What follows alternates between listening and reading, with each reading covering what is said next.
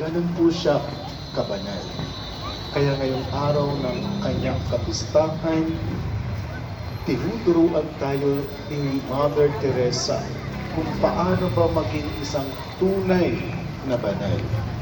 Tatlong bagay ang kailangan daw nating tandaan para maging banal po tayo at matawag tayong tunay na banal.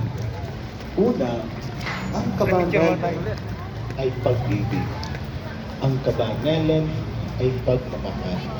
Kung umiiral ang pag-ibig at pagmamahal sa isang tao, masasabing siya ay tunay na banal.